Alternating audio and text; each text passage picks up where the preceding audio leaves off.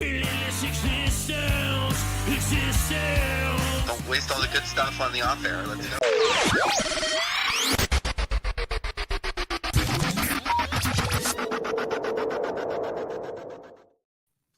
Hello, Canucks fans. Welcome back to another episode of the Canucks Conversation, brought to you by the great folks over at Zephyr Epic. You can use promo code Hockey Season, capital H, capital S, all one word, Hockey Season. That will get you $5 off your order at zephyrepic.com. That is ZEPHYR Epic. Check them out on all platforms: Facebook, Twitter, Twitch, Instagram, whatever it is. They've got you covered for all of your trading card needs. So be sure to go check out the fine folks at Zephyr Epic.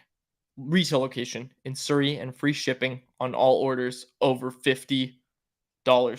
I got feedback. Anybody else have feedback? I'm like hearing myself twice here.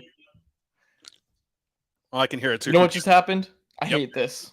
Here we This go. has been happening, and I'm apologies to the listeners. This has been happening. My stupid AirPods will connect from my computer to my phone, and it drives me mental. Like it drives me insane. Faber, I just did the Zephyr Epic read. You tell everybody about your nice bow tie. I gotta get set up here. Yeah, wearing a bow tie. It's funny because right before we got going here, all I hear Quads is just bragging about Apple. He's sending me photos. He's got a picture of him and his son up there behind him. But I'm drinking a Mountain Dew today, which I haven't been on the energy drink since I got my wisdom teeth taken out. 2 weeks, no energy drinks. I thought that you weren't allowed to drink carbonated stuff after getting your like a tooth extraction for 2 weeks. I don't know. I've learned that these people on YouTube, and this is bad because we're on YouTube, but these people on YouTube don't know anything. They all think they're dentists and doctors. They're all looking all fancy in these offices. They're telling me all this crap. Then I look at the sheet that I got from my actual ortho surgeon, something like that. He did something on the mouth. That's not right. But anyways, the mouth surgeon guy, he said you can have it in 48 hours. You can drink carbonated pop. So I've been on this kick of energy drinks for 2 whole weeks, and apparently I could have just been 48 hours and I could have been back on them. So I don't even have any in the fridge. But 2 weeks without it. Instead, I'm drinking liters of coffee every day, which I've been icing up a little bit with the iced coffees consistently. But Quads, you and I are both actually drinking Mountain Dew today, which is wild. How often does that happen? Double Mountain Dew here on the show today. You're drinking which flavor? Spark? Spark. Yes, I'm drinking my Spark. I took you and your fiance over the weekend. We went to the snack shop that I keep telling you about, and that's where I load up on my Mountain Dews. I get my Pepsi Nitro with a little bit of bubbles. Oh, it's great. It's great. And I've got my Mountain Dew Spark. You don't like the Nitro, eh? No, it just tastes like if you were to leave a Pepsi open for a few hours, just like leave the bottle open and all the carbonation goes. I don't really like that. I like the pop. That's what I like about Pepsi better than Coke, is Pepsi has like a nice pop to it. And I know it's pop, but it's got like a nice pop from the bubbles compared to the Coke. That's what I think anyways. Like I think Coke kind of tastes like a rundown version of Pepsi, which I know isn't like a hot take, because I feel like most people drink Coke, and I know that like Diet Coke has like the strongest fan base of anything in the world. So people aren't going to like that, but I take Pepsi over Coke any day of the week. I actually agree with you, which is surprising because I think most people would take Coke over Pepsi. But I went down to Seattle yesterday. Okay, I got to tell you about this. I haven't even told you about this. I went to Seattle, saw my Mariners pick up a win, and we went to the concession stand, and I went to go buy a drink, and I asked for a pop, and the girl like looked at me, and I was like, "Oh, it's a soda here." But Yep. Here's the thing. If someone calls it a soda in Canada, I don't look at them weird and say, "Don't you mean pop?" Like she like didn't know what I was talking about. I'm like, does nobody call it pop down there? That it confused me, and I need Mama Lisa in the chat, the YouTube live chat, to confirm if it's actually like that foreign of a concept to call pop in the States. Like I know it's soda, but it's called pop as well, right? The girl like paused, like she like it looked like I had just thrown this new concept at her. I'm like, you know what pop is, but anyway. So I got a soda for $10 at T-Mobile Park yesterday, and my garlic fries weren't very good, and I'm a little upset about it. They were cold, and I started to understand because when you went down to the Jays game, you told me that you got garlic fries and they were cold, and I was like, that's so weird. That's never happened to me. And it was not a good experience. I was very upset about it. It doesn't ruin your ballpark experience. Like it was a great game. It was a 5-4 win for the Mariners, but it sucked. Like it sucked to eat these cold fries. Like they were nothing to write home about. And Lisa in the chat said she had to be from the East Coast because soda is used on the East Coast, and it's pop. It's pop there in Seattle where Lisa is from. So we cracked the case. But yeah, I was just pop. It threw me off yesterday. Interesting. Vector's got an interesting comment here. In Japan, soda and cola are two different types of pop. Cola is brown and soda is the other colors. You know what? I actually like that. I think that's cool. I think I have not a Japanese pop, but I got two pops going. This one's I think this one's Chinese actually. Kind of tastes like a garbage can. It's not very good. I'm not going to drink it. That's why I went and grabbed the Mountain Dew. But it's kind of like my fiance who's from the Maritimes. They don't call it dinner. They call it supper. Like supper is a Maritimes thing. I think I've heard that. Like my mom, who's from the prairies as well. Like they use supper a lot. Like my mom used to always say supper time, right? Like it's time for supper. And I used to think like supper could be. That's why I like what Vector said. Maybe it should be like a little bit different. Like supper should be if you eat between like 2 and 5. Like that should be supper. That's supper time. And then dinner time could be after 5. Like I think that's how it checks out. And I did see Tim says, when I think Zephyr, I think automobile. By the way, Zephyr, I'll be out there early next week. Next week I'll be back at Zephyr, going to do some pack openings, check in with the good folks down there in Surrey, and I'll have some more packs to open up here because we're running out. And by the way, I always forget to say this: if you're listening to this show, if you're watching on YouTube, and you have kids that would like some hockey cards, we have stacks and stacks and stacks of them. So if you have kids that like hockey and we want to give these cards away, Zephyr Epic, that's our plan with them, is like I open these packs, but we give them a lot away. I got a whole bunch of my collection I'm willing to give out to the Canucks cards. Your kid's going to be smothered in Ole Levy and Nikita Triamkin rookie cards. So if you want it and you got a kid, give your kid some free hockey cards from us and the great folks at Zephyr Epic. So please just shoot me a DM on Twitter, Instagram, whatever. Find a way to get in contact with me and we'll get you some cards. I don't even mind driving them out to you. I've driven them out to some kids in the past. So if you want some hockey cards for your kids, let me know. Hit me up in a DM. We drove to Squamish once. We went up to Squamish, got some Sunny Chivas on the way up, and yeah, we'll take them. We'll go anywhere you need us to. Shoot us a DM. Okay, news and notes. Like I said, I took a vacation day yesterday. Chris, up to you where you want to start. Do you want to start on Lekkerimaki, or do you want to talk about these rule changes with IIHF? Do you want to talk about those? The minor penalty rule changes? Let's start with just a quick one here because I did see. Have you seen the videos going around? Tanner Pearson on ice. He was on ice at Troy Stetcher's camp out there. So Tanner Pearson's been skating and participating in these camps. It's obviously one of these camps is very different than playing in a game. But listen, we've been saying it for a while with Tanner Pearson. Like you have to kind of wait till he's on the ice and playing to really make a judgment if he's healthy or not. And early stages right now, or he's out there skating. He's at Troy Stetcher's camp. We've heard some friends of ours who are out at UBC that the Canucks are out there often. And they've been on the ice there as well. Tanner Pearson, one of the guys, I've been seeing people taking selfies with them. So I'm curious to see what happens with this guy, man. Is he actually healthy going into the season? Healthy is one thing. I also think like playing shape in the NHL type of healthy is also a different thing than, every day being able to participate in the camp and little things like that. So I don't know. We'll have to see what's up with Tanner Pearson. At least he's on the ice. It's a positive note anyways to see him out there with other NHLers. And that's the thing that we've said all offseason is just that's where that comes from. The idea that we'll believe it when we see it with Pearson was because when he was asked about returning and what his future was as a hockey player, he kind of laughed at it and basically just said he just wants his hand back, just wants to be a dad again. So it's a welcome sight anytime you see him on the ice.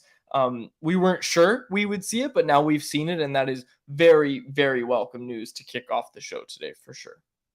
Yeah, I want to get this. This is a great tidbit here from Vector. I didn't have this in my news and notes. Tyler Myers bonus being paid out tomorrow as well. Great job, Vector the Angel. Great comment there in the chat. Any thoughts on that, Quads? Well, we're not sure if it's tomorrow or the 15th. We're not. I don't know if you are. I'm not 100% sure, and I tried very hard to find out. I'm not sure if it's tomorrow or the 15th. I don't know yet. I'm sure Dollywall will tweet it out tomorrow if it's tomorrow, but I don't know. I know it's in September. And I know they aren't paying it early, as I reported about a month or two ago. But I don't know if it's tomorrow or the 15th. I really don't. Okay, we'll have to see what happens there. I'll touch on Jonathan Lekkerimaki before we get into the Champions League stuff. He scored again today. Let's try this video again, Aaron. But if it sucks, just get it out of the way. But he's now scored 3 goals in 5 preseason games. He started the preseason as a 4th line player, moved up to the 3rd line. He's on the 2nd line today. I tell you, by the weekend here, he's going to be on the top line. A beautiful give and go. Yeah, don't worry about this clip then, Aaron. You can find it on my Twitter account. I tweeted it out earlier this morning. Canucks Army also has the article up about it. But a beautiful give and go, going towards the net, playing in the high danger areas where, yeah, he's taking a little bit of a beating, but he's obviously being rewarded for it. He's got 3 goals in 5 preseason games, and I get that it's preseason, and I can't get too excited. I probably need to gear down my excitement level about this kid.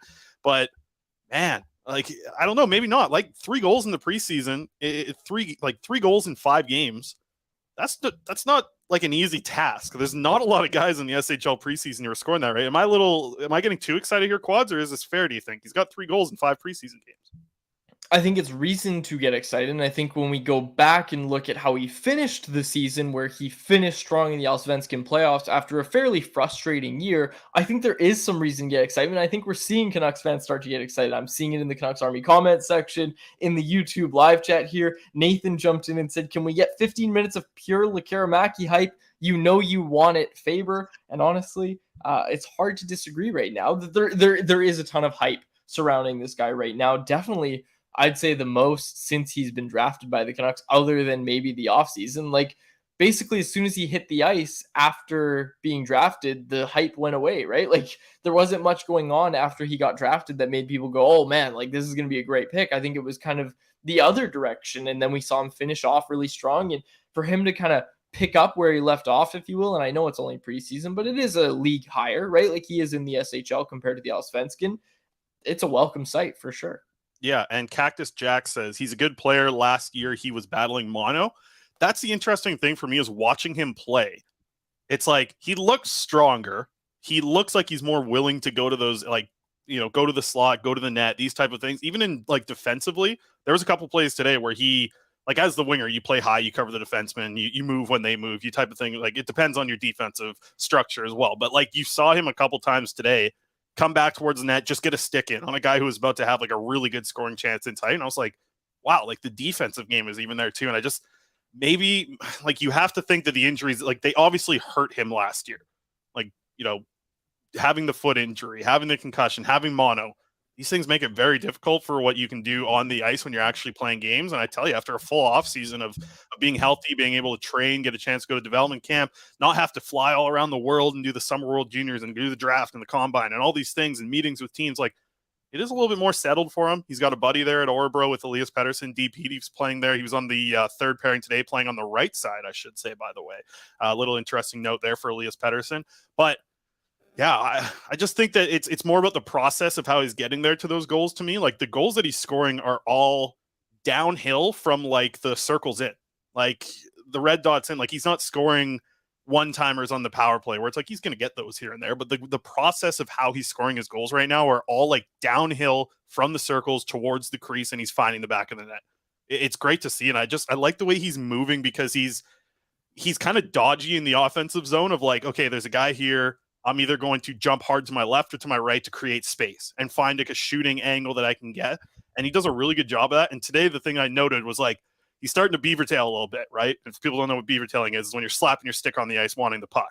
And he doesn't do that when he's not confident. When he's riding with some confidence, he's doing it. And I know that, like, some people will be like, like, nobody likes a beaver tail, or, like, you don't like that in hockey. But it's like, I like to see that in his game. To me, it kind of says, okay, he's confident. He wants the puck. And I don't think we saw a lot of that last year in the regular season, or even, to be honest, in the postseason. Like, I think in the playoffs he was good, but I didn't think his confidence was, like, showing like it has in preseason so far. So I'm gonna just end it there, because I am getting too hyped over preseason. But at the same time, it's like, man, I haven't had hockey in a long time.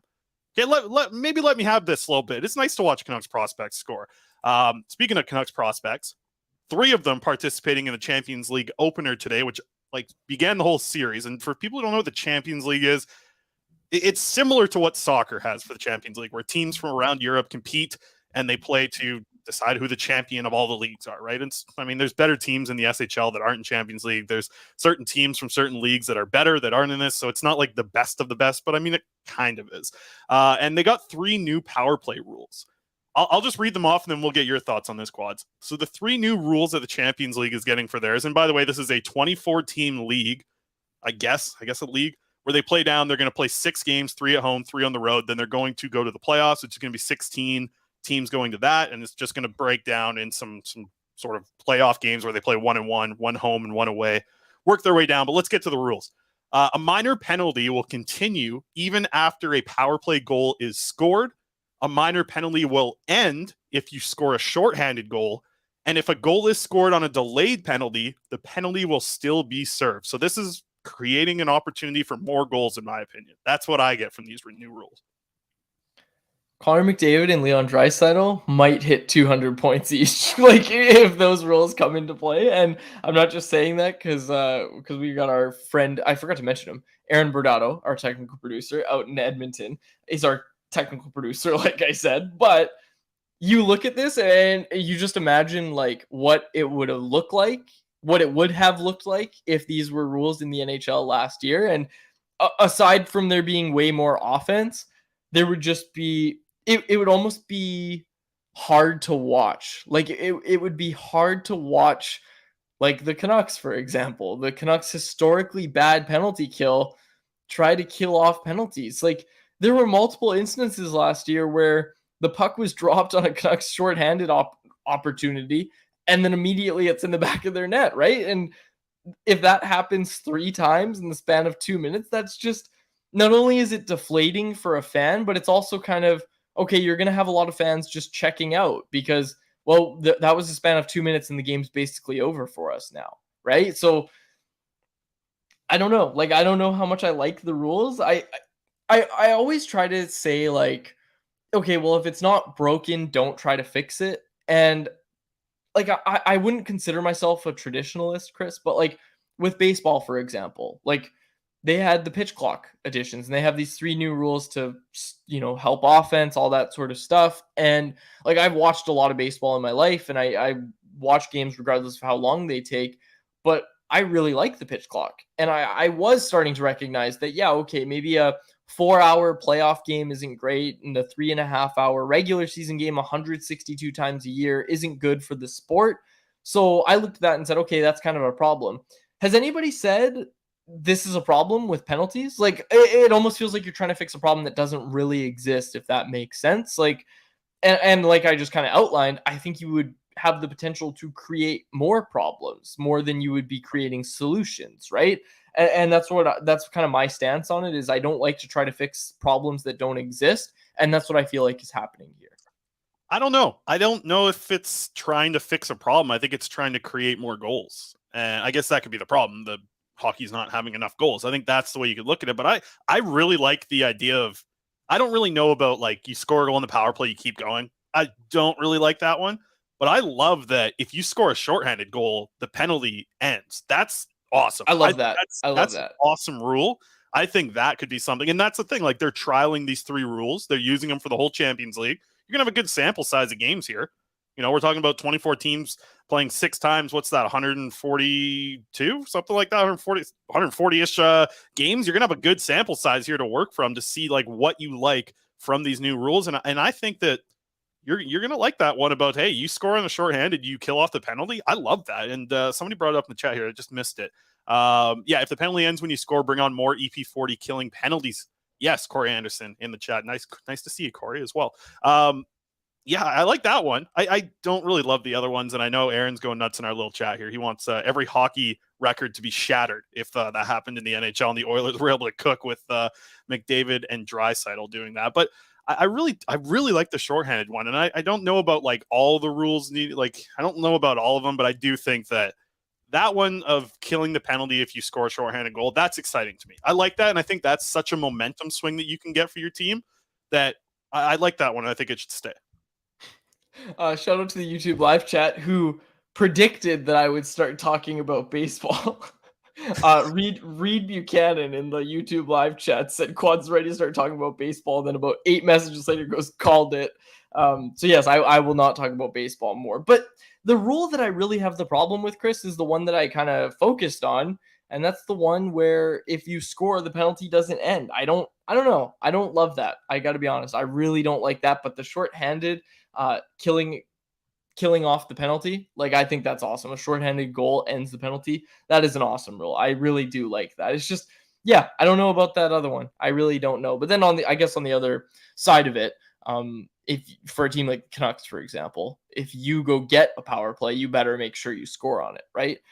I don't know. I guess it's kind of equal opportunity, but I don't know. Like, I don't know. I guess Let's it would. touch on the other one then, because I think we're split on we Yeah. like one of the shorthanded. We don't really like the power play continuing. I'm up in the air, and I'm here for debate on a delayed penalty. If you score, you get another opportunity to score with a power play. Like it doesn't, when you score with a delayed penalty, you get a chance. That one, I'm not so sure. I'd kind of like to see how that one plays out because you're getting a 6-on-5 until the other team touches the puck. Like, I don't hate that. I don't love it either. I'm kind of indifferent about it. I could see it being okay. This is one where I think getting a chance to observe it in gameplay is something that you'll be able to see. And listen, I saw it today. They didn't score, so I didn't set it up. But I did see today where a team, because I was watching Champions League with Lucas Forsell playing, which I'll get to in a minute here, the players that were playing today. But they scored on the power play, and then they just go back out, and they're all laughing about it. And I talked to Lucas yesterday when the rules were announced. He doesn't really like the rule. He thinks it was kind of weird, but he also said that, hey, maybe it creates more offense and fans want to come out because I guess CHL games haven't been that exciting for people in Sweden. They need more people in the stands, so they're trying to make this game more exciting, and they're trying to do it at Champions League to get more fans in the building. So I think I'd listen to everyone's debate. I think I'd be interested to see how many people like the idea of scoring well, you have a delayed penalty and then getting the power play as well. I don't think that's the worst case. That to me is like a nice job of getting more offense into the game and not really changing too much about the whole power play. It's a minor tweak to me of like, you're still getting the power play. You deserve it. The team took a penalty. You just happen to score at your 6-on-5 opportunity. That's good for you. Like, I think that one's a fine one to keep. I like what Corey said. He said, you want more goals? How about you call penalties all the time, all year round, and into the playoffs? How about some consistent officiating? I think bang on. Like, I think you were absolutely bang on, and I think a lot of these problems go away if you have that consistent officiating, something that has eluded the National Hockey League up to this point. Well, Tim Jones mentioned in the chat, I guess Rocket Richard feasted on the full 2-minute power play because I believe I saw somebody tweet about it. I think it was like before 1952 or something, or 1956. Maybe someone can fact check me. Like that's how penalties worked, right? Like that's someone can fact check me on this, but I swear I've seen someone talk about that. That like, yeah, full 2-minute penalties just happened. You didn't end when you scored, and I guess that's why they changed it because like the Canadians were absolutely ripping it up back then. But let me mention the players that were playing in Champions League today. Lucas Forsell. Hey, listen to this. We like Lucas Forsell. He'll be back on the show here soon. One of our favorites. Top line today for Fagerstad. He's playing on the right wing for them in Champions League in their opener. Yanni Yermo, he was the 7th defenseman for Eels in the league from the Liga. They're playing in Champions League. They won today. Victor Pearson with the Pelicans. He was a healthy scratch, didn't play. So those are the 3 prospects who had their teams participating and the 2 of them that played in it. Lucas Forsell played about 15 minutes just from kind of ballpark in the area there. When I did see the stats, they aren't 100% accurate on the CHL website, but it was top line for him, got some power play time. Looked like the second unit to me. It wasn't out there first every time, but he was on the top line for Fagerstad. Really good for a kid who is still 19 years old. So good to see Lucas Forsell and talk to him yesterday. He'll be on the show here pretty soon as the SHL season gets going in 2 weeks today. On the 13th of September, they will begin. So that's exciting for me. Get some real regular season games going for the SHL. And then, hey, maybe my excitement about Lekkerimaki will actually be warranted if he starts scoring in the regular season. You've got a series right now that I want to quickly highlight up at Canucks Army, where you're doing each Canucks prospect's top development priority. We got this idea because we put out a thing on Monday asking our readers at Canucks Army to give us ideas of what they wanted to see on the coverage on Canucks Army this year. We're going to pose the same question to everybody in the YouTube live chat, anybody on the podcast, whatever. Get a hold of us. You know how to do it one way or another. We want your ideas, folks. Like, what do you want to see different at Canucks Army? What do you want to see different on the podcast? Let us know. Now's the time to make those changes. And someone asked for something more about each prospect's development and what they're going to do. And you're going to revisit these and see how they've improved throughout the season. But you've so far done the forwards and the defensemen. I want to go back to Lekkerimaki, Chris, because with Lekkerimaki, the thing that you highlighted was, like toughness, that sort of thing, and kind of his power and confidence is what you called it. What does that come down to? Because we've talked about Lekkerimaki a lot in the past about maybe being too much of a passenger and not going to make the goals happen for himself. What does it mean, power and confidence? When you're going to be watching Lekkerimaki this year, what is it that you're going to be looking for? Well, I think it starts with confidence in the first thing. Obviously, that's the main thing in my eyes. It's just he needs to be able to be confident in his own ability because he has strong ability. He has a lot of skill in his game. The big thing is confidence. I think a lot of that is also going to come from him just being healthy, man. Like, it is a huge change for him to now just be healthy. It's not really like a huge key or something we can dive in and write a whole article about, but if he's able to just stay healthy, be able to compete every night, be able to practice and build throughout the season, like, think about what type of roadblock you get as a guy who's 18, 19 years old and developing your game at the pro level. The roadblocks that you get from an injury that keeps you out for 6 weeks, or mono that, listen, we've heard people talk about it. We've seen people in the chat talk about them having mono. It affects them for like 8 months, 10 months, 6 months, 3 months for shorter people, like for some shorter times for some folks. But we've heard it affect you for a long time, like up to a year. So now we're getting to that point where Lekkerimaki just needs to come in, be healthy, and continue to just elevate, and not have these huge setbacks that make you either start at square one for the season of your development or even put you back a little bit. So that's kind of my view on his development and what we need to see differently. I think he needs to continue being one of these players who doesn't have to rely on his physicality, but it can't be something that lets him down. It can't be something that hurts him while he's playing games, limits his ability to get scoring chances because he's not willing to go to the high danger areas, or he loses every puck battle in the corner like we saw a lot of last year in the regular season. He's just got to stay continuing to grow his game, not really have any setbacks this year. But, they might come at some point, right? Like, you can't guarantee health throughout a full hockey season. So it'll be interesting to see how he battles with it. I just think the fit in the SHL is going to be nice for him. And I think it's a comfortable spot for him now moving forward. He's off to a great start. So you have to kind of hope that he just kind of continues to ride this wave into the season. Okay. Anything else on prospects before we move on? Nope. Just your buddy here, Artur Silovs. You're not going to like this, Quads. And you were off yesterday. You might have even missed this. Elite Prospects. They ranked Artur Silovs as the 11th best goalie prospect in the NHL. And who was the writer of this article? Our buddy, Laddie, Greg Ballack, for Elite Prospects wrote this. He put Artur Silovs at 11th. A couple of goalies to note ahead of him. Yaroslav Askarov, without a doubt, one of the top goaltending prospects in the world in my eyes. Devin Levi, Dustin Wolf. Who else is an interesting name? Nico Dawes, Dylan Garand, who was a former Kamloops Blazer. Which of these goalies is better than Artur Silovs, Quads? Because there's 10 of them, according to Ballack here, that are better prospects than Artur Silovs.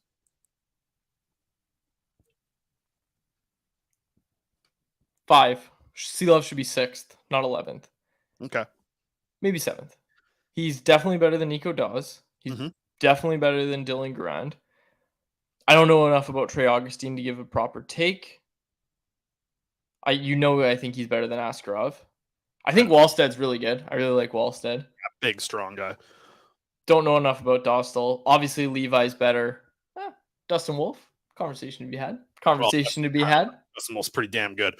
But the thing that Ballack wrote in the article, which you can find on EP Rinkside, a little premium feature though. But if you go read that, he wrote that like Silovs is probably the highest riser on this list and could be the guy who rises the most like halfway through the season as well. Because what he did at the World Championships was crazy, and that was great. But to see how and the way that Ballack wrote it was like his movement in the crease and his ability to go from side to side and be athletic is top 3 on this list. So you see that, and he also has the size. I know the Elite Prospect says he's 6'4".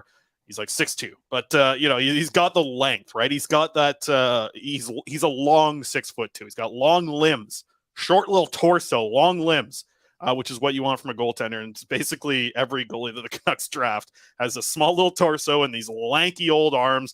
So I don't think it's a slight against him for him to be 11th. I think that's strong, and some of the goalies in front of him are very, very good. So we'll have to see what happens if he moves up or down, but another season in the AHL is going to do nothing but help for him. He needs to continue to play games and develop, but the excitement level should be pretty high. It's nice to have in my eyes, you can just call it like a top 10 goaltender prospect for the Canucks moving forward, as they already have, I think, what you could call a franchise goalie in Thatcher Demko. It's just a nice added bonus to have Artur Silovs be playing this well at such an age. Rick Tocchet hasn't closed the door on Silovs being the backup. Did you see this? I think it was from EMAC Star. I was on vacation. I just saw people tweeting about it. Shout out IMAC. I haven't read the article, but Tocchet hasn't closed the door on Silovs being the backup. I'm interested to see. It's one of the questions that I posed about a week or two ago in something I wrote for Canucks Army. it's one of the questions I posed is how up for grabs is the backup position really? Because they can say whatever they want, but when we go to camp, we'll have a relatively like you'll know based on what you see at camp and what you see in the preseason, like how up for grabs is that backup job? Because I think there's a lot of value in Nikita Tolopilo getting a lot of starts in the AHL, right? Like I think there's a lot of value in that for him at a developmental level. Like let's not forget Tolopilo's 23 years old, right? And that he had the best save percentage in the Allsvenskan last year. Like this is a guy the Canucks are high on, and it's somebody that's not getting talked about a lot. Like we could see a world, Chris, where Spencer Martin is playing less games at the AHL level than Tolopilo, or he's splitting starts with him, right? Or like where does Sawchenko fit in all of this?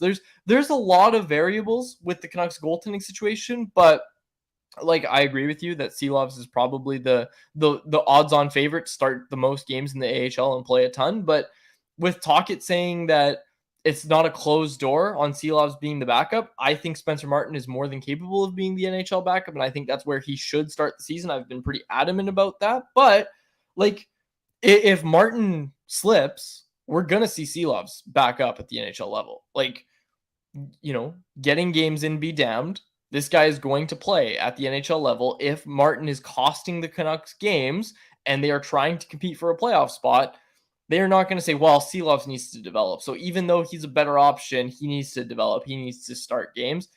You put him in that role, I think Silovs would be absolutely fine. I'm not trying to say that's going to happen with Martin. I think a lot of people are down on Martin, and unfairly so.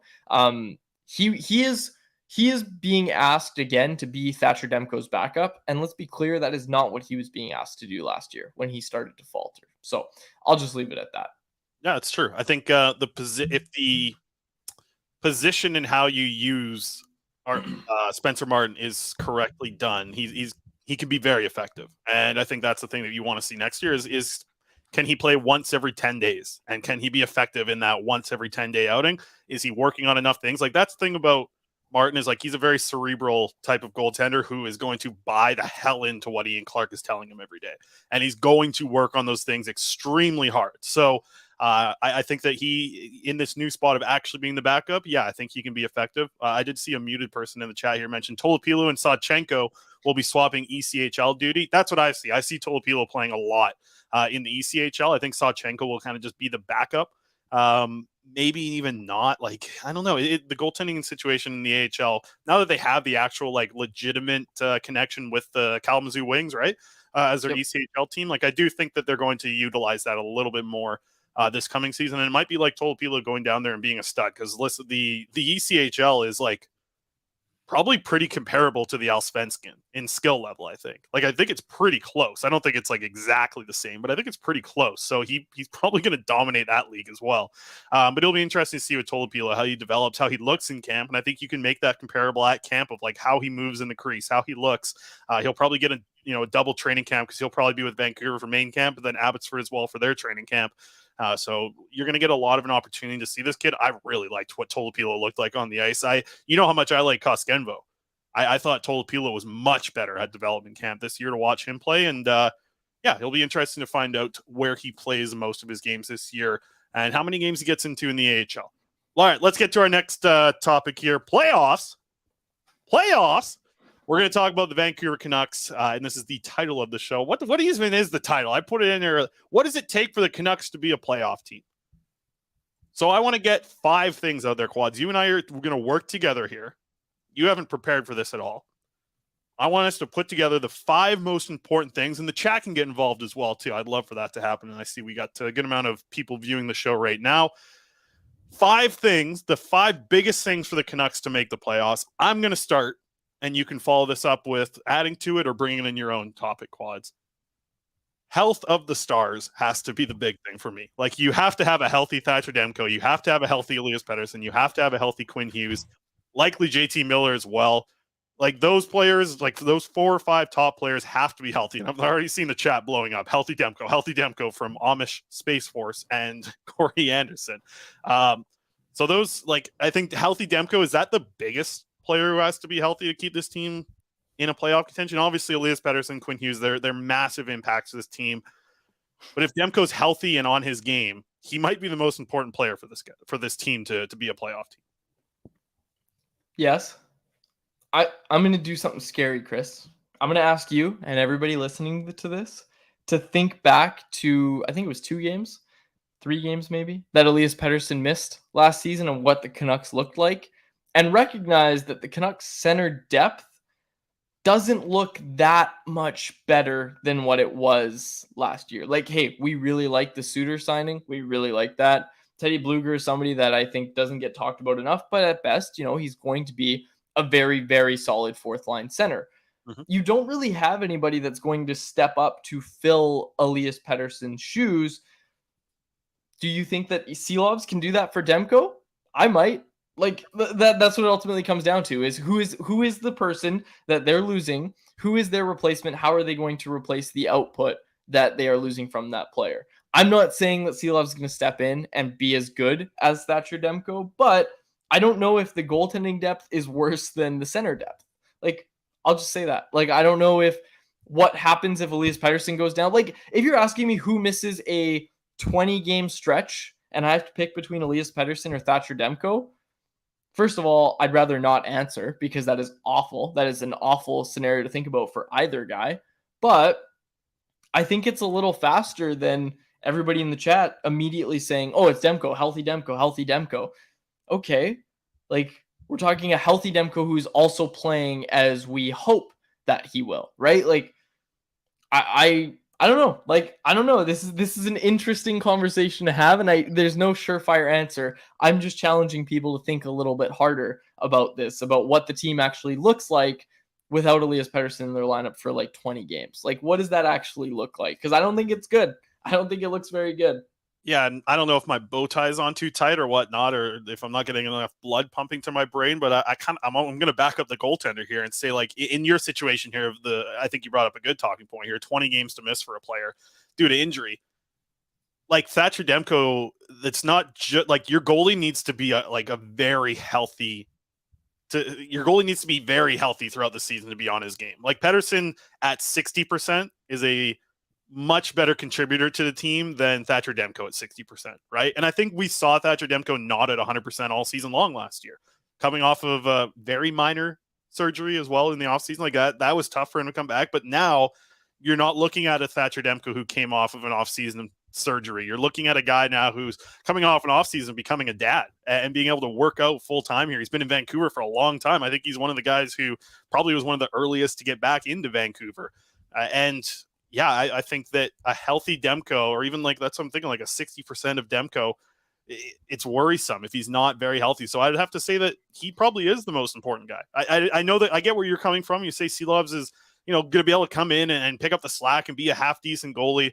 I think that's a huge ask, right? I think that's a huge ask. But at the same time, I could see the argument of the center depth. You talk about it.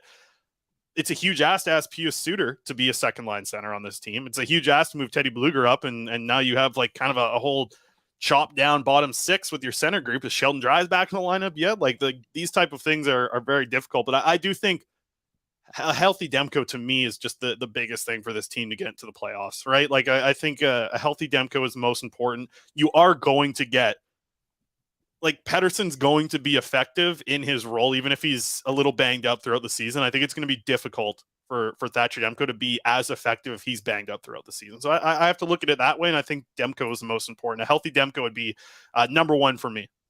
Okay, so let's flesh out our top 5, and I think it's safe to say that we are saying number 1 is healthy Demko. Yep. Very shortly after is number 2, healthy Elias Pettersson. And for the sake of it, let's not do... Throwing Quinn Hughes and in there too, right? Yeah, like Hughes, sure. When the defense is without Quinn Hughes, the team looks like a freaking mess. It's a tire fire without Quinn Hughes back there on defense. Hopefully, it's a little bit more supported this year with Carson Soucy, Phil Hronek, those type of things. I think that we'll just kind of lump. Let's just lump like the Stars being healthy as our first 2 options here. That's our first and second. I'll let you go here with number 3. Number 3 for the Canucks is actually buying into a defensive system. If there is this level of where it's just they have no ability to keep the puck out of their own net because they cannot defend in front of their goaltender, or we're back to the same old, let's give up a bunch of 5-alarm chances but score some more.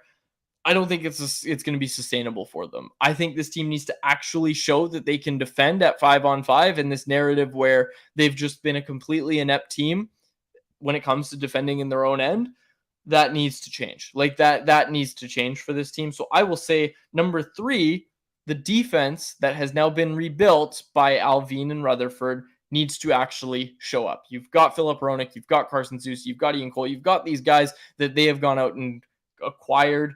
They have now rebuilt the defense to their liking. And look, there's going to be tweaks. There's still going to be things that they change. But for number 3, I am putting that the rebuilt defense that Alvin and Rutherford have now needs to actually show up. All right. I like that one. I think I won't add too much to that. I'll just bring my own here for number 4. I think the Canucks need to have 6 20-goal scorers next year. I think they need to have 6 20-goal scorers. Elias Pettersson, Andrei Kuzmenko, JT Miller, Brock Besser, Ilya Mikheyev, or Connor Garland, or Niels Höglander, or Vasily Podkolzin. I think they need 6 20-goal scorers. That will give them scoring up and down the lineup. Like, you need someone on the third line to be a 20-goal scorer next year. Maybe it's Pius Suter. Maybe it's Vasily Podkolzin. Maybe it's Connor Garland. One of these guys needs to be a 20-goal scorer. I think if you get 6 20-goal scorers, that's going to be depth up and down the lineup offensively for your team moving forward. And it kind of blends in with your defensive take there for number 3. So that's my number 4. Maybe Quinn Hughes. Maybe Quinn Hughes is one of those 20-goal scorers. I don't know about that, but well, he's got his little shooting set up in his garage now. Maybe he is going to come in and score 20. He does. Okay, number 5, no off-ice distractions. Bingo. That was going to be mine. Yeah, okay. I think, and this isn't us trying to drum up any drama or anything, but like every time you hear a player really open up on a podcast or wherever they've gone to talk in the offseason, basically every player we've heard from has basically said, yeah, this season was miserable. The last season was miserable. The one before that was miserable. Like, it has not been good in Vancouver. There's been a lot of off-ice drama, and it needs to end. Like, there's going to be stuff. Like, there's going to be stuff in the media, right? And I'm not trying to say that the media has no role in this off-ice drama, but like, a lot of it has to actually happen. Like, when I say off-ice drama, I don't mean no trade rumors can happen, because of course that's going to happen with the media. That's going to happen. There's going to be trade rumors. There's going to be all that. But no epic showing of, the execution of your coach in front of everybody. Like, that's what happened last year, right? Like, that was a big thing of it, was they had the Bruce Boudreau situation basically hanging over them all season long. And then when it was finally figured out, everybody was just exhausted to that point. Talkett's come in, he's done a good job in these first few months. This team needs to just get out in front of it, and they cannot have this off-ice drama and these off-ice distractions that are weighing on the players. This can't happen again. Get those renos done. Like, don't make it so that there's, the scoreboard's falling apart or whatever. Like, get this done so that all the players are just comfortable and all the players are in a position where there's just nothing that they have to worry about. And of course, everybody has things to worry about, but where there's nothing related to the hockey club that they have to worry about when they're not on the ice. Turn this into a world-class organization again. Get your practice rink figured out. Get all this figured out. Get it over with, and get back on the map here. Yeah. Yep. I agree with that one. I'm going to add this one in because this probably should have been one in our top 5. Over the past 164 regular season games in the NHL, the Vancouver Canucks have the worst penalty kill. They were 31st in the league 2 years ago. Last year, they were the worst in the league. They can't, I don't even think I want to ask for that much, but don't be 30th, 31st, or 32nd. Just get yourself into the 20s of the league. Just shoot for 20th. You don't need to be a top 10 penalty kill in the league, and I don't think they will be. But just try and get in the teens or the low 20s. Just shoot for that, man. You've been such a bad penalty kill. JT Miller talked about it at the end of 2 seasons ago, talking about how much that affected the team and how difficult it was to come back. You're basically giving up a goal. When your team is playing 60% on the penalty kill, you're giving the other team a goal every night. You are putting worry into your players' heads when they take a penalty. You're kind of limiting how aggressive guys want to get, because if they say, if my stick slips up a little bit here, I'm taking a penalty, we're going to get, there's a 50% chance we're going to be, getting scored on. So I think it's something that really needs to change this coming season, the penalty kill, and it's been addressed, right? They went out and got players to help on the penalty kill. They didn't have Ilya Mikheyev last year. Almost all the main guys that are going to be killing penalties for the Canucks next season probably 80% of them weren't on this team when Patrick Allvin took over as the general manager. So you have to give him credit. Like he is attempting to address. And I think he's made some solid bets. We don't know if it's going to work out perfect. Like, hey, maybe Teddy Bluger sucks at penalty killing. Maybe Carson Soucy can't penalty kill. All these type of things. Maybe they doesn't work. But like, at least they're making good bets in my eyes. Like Filip Hronek had some of the best goals against per 60 while shorthanded last year in the NHL. Like he's going to kill penalties. We'll have to see what he looks like in that spot. He was one of the top guys for Detroit last year. These players are going to help big time on the penalty kill. I think that's going to be something like you're going to see a completely different group of guys on the penalty kill this year than we did 2 years ago when this team kind of just started going down and down and down and down in the ranks. So I think penalty kill is the other huge one.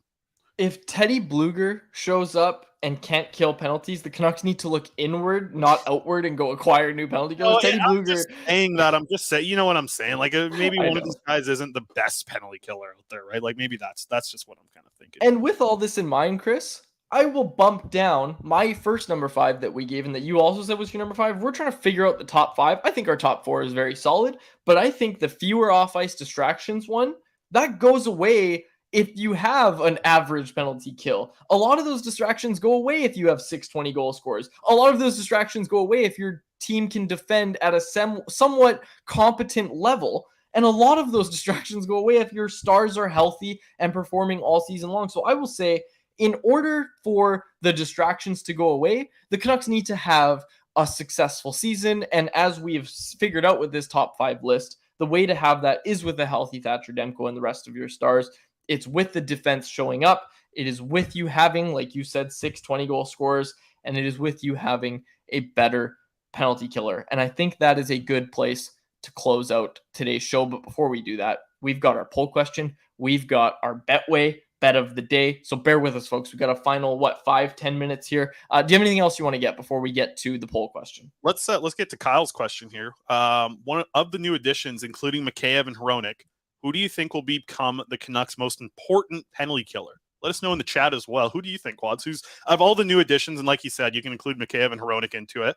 Who do you think is going to be like the guy who impresses the most? I have to think it's Mikheyev. I think he's going to make like the biggest noticeable impact. Like I think what you're going to get from some of the defensemen, like Hronek's going to be effective. I think Ian Cole's going to help in that spot as well. Maybe we see less ice time for Quinn Hughes. So kind of, by them playing more minutes, Quinn Hughes has to play less on the penalty kill. So that's good too. But I think Mikheyev, like you want to see this guy cook. You want to see this guy score 4 shorthanded goals this year and really burn the momentum, but use his speed, use his skill. The things that we saw him do and we liked at 5-on-5 last year, I don't think we got enough of a good sample size to see what he really looks like as a penalty killer. And he was on a torn ACL last year, bro. Like damn, like how hard is that? I think it's going to be Mikheyev to answer Kyle's question. Yeah, I think I'm going with Filip Hronek. Or hey, I think Teddy Bluger is going to surprise a lot of people. Like Teddy Bluger is a very, very good penalty killer. I'm not just saying that because he's Latvian. I think Teddy Bluger is going to be that guy. And I think we've seen, I don't know, like we've seen Ilya Mikheyev. Like you said, yes, he was playing on a banged up leg. I understand. I don't know. I'm going with Teddy Bluger over Mikheyev. Interesting. My dog. It's funny when you say like, oh, the show's going to start wrapping up here. Everybody in the chat, Karan and Lisa, Bertcam. They all want Bertcam, but he's not locked away now, right? He's out of, you don't have him in his cage anymore. Well, so he has his crate and he sleeps in there. And right now he is sleeping. So yes, I do have a Bertcam, but what you're referring to is he had this little playpen to kind of keep him from chewing the walls and doing other stuff. And for the most part, he's been good about that, but we've gotten rid of it because he really doesn't need it anymore. Like he's really starting to chill out and lose some of that puppy energy. But oh yeah, that Bertcam is not working with my virtual background. So apologies for that. But Bert is just, you got to hold your hand behind it. You got to hold your hand behind it and like upwards and then it'll work. I don't know if that's true. Oh yeah, it worked a little. He's just sleeping. He's just a sleepy boy. Yeah, he's just sleeping. All right. Okay, poll question. Go get it. Poll question. Okay. So we've got a little karaoke thing going on this Saturday night, you and I. Gonna be a lot of people there, and it's gonna be a good time. And you told me to start picking my song. Yeah, I'm calling it the first annual Chris Faber Karaoke Canucks Media Invitational. I like it. I'm working on the name. Okay, so our poll question is related to this. Our Atlas Goods poll question, of course, as always, brought to you by the great folks over at Atlas Goods. Go to Atlas GDS, use promo code CC15. That will get you 15% off your first order of pop rinds. These are the best fresh pork rinds straight from your microwave or air fryer. Be sure to go check them out. Locally owned and operated, much like Zephyr Epic, right out of Surrey, British Columbia. Free shipping, or same day shipping, excuse me, if you order before 3 p.m. So be sure to go check out the fine folks over at Atlas Goods, atlasgds.com.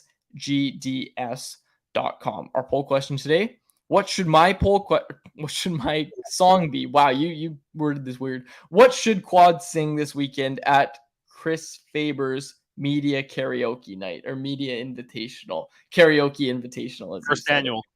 Yes, first annual, excuse me. Yes, the Michael Scott Dunder Mifflin Fun Run Race for the Cure. Okay, it is Ice Ice Baby by Vanilla Ice, When You Were Young by The Killers, and Bye Bye Bye by NSYNC. And right now, Bye Bye Bye by NSYNC is leading the vote. I'm angry, of course, is included, but no one's angry about this one. Everybody's got an opinion.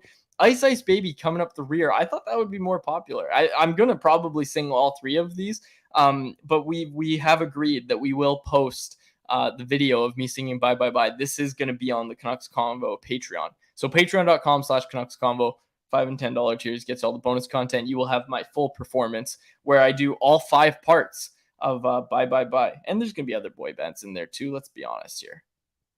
Yeah. I thought you were going to do I Want It That Way, and that wasn't in here. I thought that was I can do that. I absolutely can do that.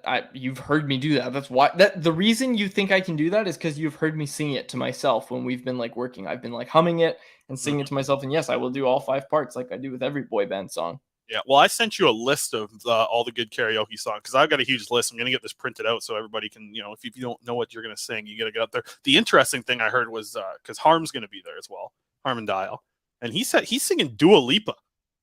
When he said he was singing Dua Lipa, I said, "What the hell? Like, what song from Dua Lipa do you do at karaoke? And how is Harm pull it off?" I'm curious. I'm excited. Yeah, video out there. We got to get his permission to put that on the Patreon too. Oh yeah. Well, when you pay him enough, we should be able to do whatever we want with that kid. Jeez Louise. Yeah, I think that Bye Bye Bye is what the people want. I did see very early on when there was only like 12 votes. It was 100% for Bye Bye Bye. So the folks they're going to want to see that video, and we'll definitely get that out. Maybe on the Patreon. Depends how embarrassing it is, because the Patreon's been a little slow lately. Well, we were on there the other day. Actually, we did a show last week, didn't we? Yeah. Okay. I know that all I know is I'm going out there and I'm doing Hero by Enrique. I'm going to do some Creed. I'm going to have some fun with a lot of those songs for sure. I got a couple of country songs. I like to mix it up a little bit and say, like, bring a little country, call it.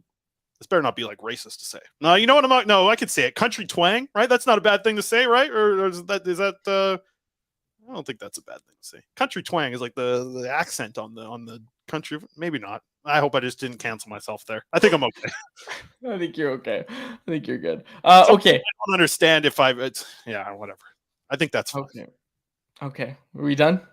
Yeah, I think I'm done. Karan goes the racism hour with Chris Faber. Oh, no, I don't think that's bad. I've heard it in country songs, but that shouldn't be the way to. Never mind. No. Hero by Enrique Iglesias is what we're all looking forward to. Like Tennessee Whiskey is another one. Corey Anderson brought that up. Tennessee Whiskey by Stapleton. Where it's like, baby, lock them doors and turn them lights down low. That song, you know that one? What's that one? I know it now. You just sang it very well. Yeah, that's a good one. Well, I like my country voice. I used to do Record Year by Eric Church. That's one of my favorites. That's on my because I have a fishing playlist on my phone that my best friend Chad and we got a boat together on the island. Always go out bass fishing on it. And we had that fishing playlist going, and we went fishing the other day, or like I guess a few weeks ago for my bachelor party when I was on the island again. We had the boat, we brought it out. It was awesome. And it was back to the fishing playlist. It's still on my phone from like 2015. So Boot Scoot Boogie, that's a good one. And I know when I was peer tutoring PE in grade 12, I had to teach the grade 8s how to Boot Scoot Boogie back in the day. You got a vine to the left, vine to the right. Okay, that's enough. Cut his mic, Aaron. We got to get out of here. No. We got Betway. Oh, that's right. Yeah, you don't cut his mic, Aaron. He's got to give his bet. A Spencer Strider bet. Faber's talking about baseball. Actually, no, hold on. Let's get Aaron in here for the karaoke talk. Aaron, what's your karaoke song, and what would you like to see Quad sing? I think my go-to, I mean, Nickelback's always a classic because it kind of gets everybody going in the building. So, Photograph, that's kind of one that gets people going. I tend to do Girls Just Want to Have Fun, though. That seems to be the one that I always end up because you can get a little bit of a performance going with that one. But I like Creed. So when you said With Arms Wide Open, that gets the people going. Yeah. So that would be my choice. We've done a lot of Creed in the past. And also there's only one girl in the Canucks media, one woman, with Gemma Carson-Smith, who's going to be at the karaoke. So I'm hoping that she does Girls Just Want to Have Fun or something. I'm also excited for the karaoke weekend this weekend. That's for sure. I can't wait to make it to the second annual Faber's Media Invitational Karaoke. I like the name as it is. I was thinking I wanted to get a T-shirt made that's going to be like, I was the best singer at the Chris Faber first annual invitation, blah, blah, blah, blah, blah, blah. And all I got was a silly T-shirt because the writing on the shirt will go from like shoulders all the way down to the belly button. Like it's going to cover the whole thing. Are you going to give a reward for the best performance at the event? I think that's the plan. I think I can go get a T-shirt, hopefully made tomorrow at one of these little print shops. I'd like to. I think we'll see what happens if I have enough time. Nice. I like that one. Kate, tell us about your Atlanta Braves bet, Fabes. Let's do it. Betway bet of the day. Betway. My Betway bet of the day here on Betway, Betway.com, Betway.ca. One of them. Betway.com. Let's go with my bet for Betway. Spencer Strider to record 18 plus outs. That's 6 innings of work, Quads. Spencer Strider has recorded 18 or more outs in 11 of his last 12 starts, and the Braves have won 7 of their last 8 games, are running away with the NL East. I know Aaron likes that.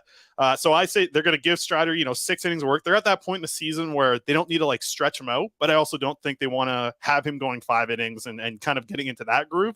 I think the safe spot is 6-7 innings. If he's pitching really good, he can go 8, but they're at that point where I think they're 13 and a half games up right now in the NL East. So they're absolutely running away with it, but I think they want to keep him in that 6 inning range. So even if he's getting hit around a little bit, I think they keep him in for 6 innings because they want to get him kind of ramping up for the playoffs here. And like I said, 11 of his last 12 starts, he's gone 6 or more innings. So you bet $10 here. You're only getting 15 as your return because it's minus 200.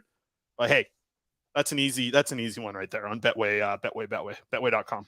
So Spencer Strider to record 18 or more outs in his game tonight against the LA Dodgers, I should mention as well. So, hey, half decent team, hitting team at least, coming up against Strider today, but one of the best in the business, I'd have to say. I like it. And yes, the Braves, I think, are 100% chance to win the NL East. I think it's already at 100%. And the Mariners, Seattle Mariners, coming up. Seattle Mariners are going to lock down a playoff spot. We'll see what those Toronto Blue Jays do. They won a game against the Washington Nationals, so that was really exciting. Tonight, you and I are going out to a baseball game too. You got back with a baseball because you were at the Mariners game yesterday. You and I are going to be at the Seas game tonight. Yes, it's going to be a lot of fun. I was like you said, Mariners yesterday, Seas today. Seas play a doubleheader. Go check them out. I got to say, quickly, I'll be quick. The Jays schedule, series against the Rockies, then the A's, then the Royals. If they do not win at least 6 of these 9 games, they're not making the playoffs. There's no way they're making the playoffs. Yeah, I'm with you. Lisa says, Ham's going to the playoffs. I thought, Lisa, you weren't a baseball gal. I thought you weren't a baseball supporter. She's a Quad supporter, and she lives in Seattle. So, yeah, she's rooting for them Mariners. Okay, we'll close it out there. Folks, thanks so much for listening. It was a fun episode today. We've had a few fun ones lately as we ramp up toward the season. We'll have some stuff shortly about our Young Stars coverage and our training camp coverage. That's kind of all being finalized right now, so we'll have that next week. We'll have a show, of course, next week. But we will close it out there. For my co-host, Chris Faber, and our technical producer, Aaron Bordado, name you can trust. My name is David Quadrelli. Thank you so much for listening to another episode of the Canucks Conversation. Yo. Thanks for listening to Canucks Conversation. Hit the subscribe button to never miss an episode. How about keep it to a thank you, Jim?